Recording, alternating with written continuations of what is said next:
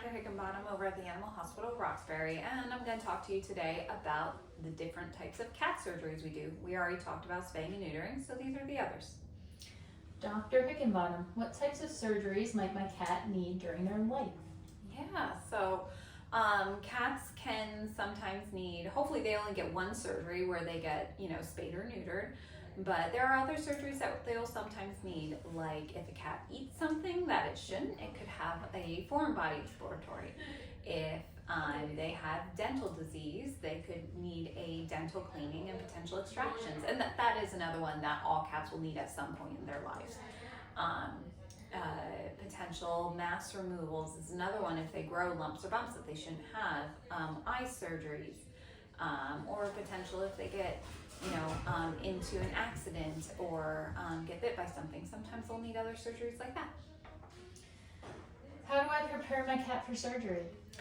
So when we prepare our cats for surgery, we ask that you feed no food or water the night before after 9 p.m. and that you arrive promptly for your appointment at around 8:45 in the morning. What should I expect during my cat's surgery? So each surgery is a little bit different, but most surgeries are done under full anesthesia, and they'll get pain medication while they're there. Most of the procedures are you drop them off in the morning, you pick up that evening or that afternoon, but there are some surgeries where they will need to stay overnight depending on that type of surgery. How do I choose a veterinarian or surgical specialist for my cat? Ooh, that's a good question. So you should always talk to your regular veterinarian about the surgery that's needed. If it is a specialized type of surgery, they usually have specialists in mind that they've worked with in the past that they could recommend. If it is a more basic surgery, they may be comfortable doing it at their facility as well. But the key is to find a veterinarian that you're comfortable with. What are the risks associated with cat surgery? There's always the risk of, difficulties with anesthesia. Anytime you do surgeries, there's always that risk.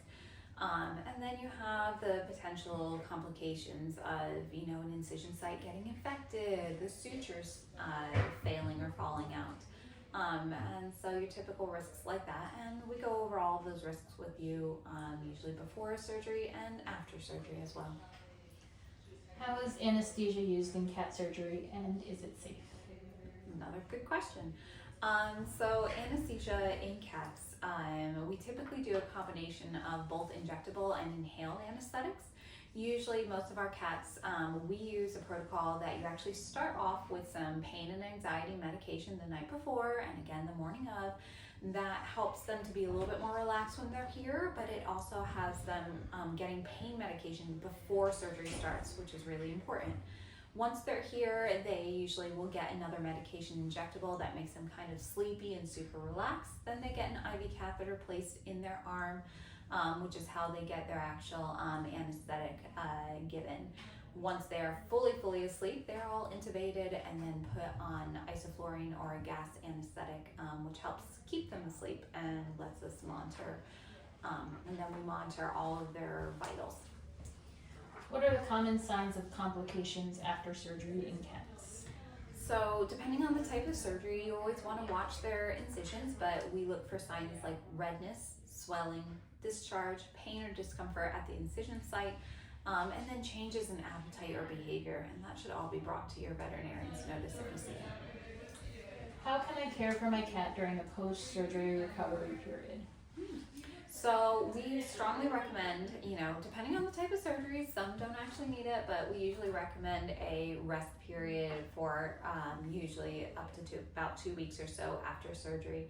We also recommend not looking at the incision, and so sometimes that means an e-collar, other times that means a surgical recovery suit, which is very cute. What should I do if my cat's surgical site looks infected? Definitely give your veterinarian a call, and then if it's on a weekend where your veterinarian isn't available, make sure you know where your emergency veterinary clinics are in the area. How can I manage my cat's pain after surgery? Most surgeries that are painful are usually sent home with pain medication. And so big thing is don't give any over-the-counter or human medication to your cats. And if you feel that your cat is in pain, definitely bring it up with your vet. What dietary changes should I make for my cat after surgery? Usually there really isn't much. There's only a few surgeries that you might need to change food, mainly having to do with teeth or oral surgery, but most of the time it's just small amount of food that night and then back to normal the next day. How long will it take for my cat to recover from surgery? Depends on the type of surgery. Some are pretty quick, some can take up to 2 weeks. Are there specific post-surgery activities my cat should avoid? So really depends on surgery.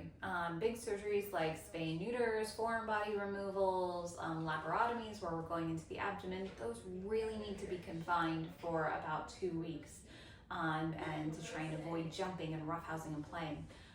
Smaller surgeries like cat neuters or like dentals where you're not doing a bunch of extractions, they typically do well and are back to normal within a couple of days. How often should my cat have follow-up appointments after surgery? We usually like to see them back about 2 weeks after surgery just to make sure everything is healing well. Obviously sooner if you know something's amiss. What are the signs that my cat is healing properly after surgery? Yeah, so signs of good healing, it's not uncommon for them to get a little bump underneath the incision site, especially if they've been a bit too active, think kittens. But healing normally, a little bit of scabbing, even maybe just a little bit of discharge is normal. How can I help my cat cope with anxiety or stress after surgery?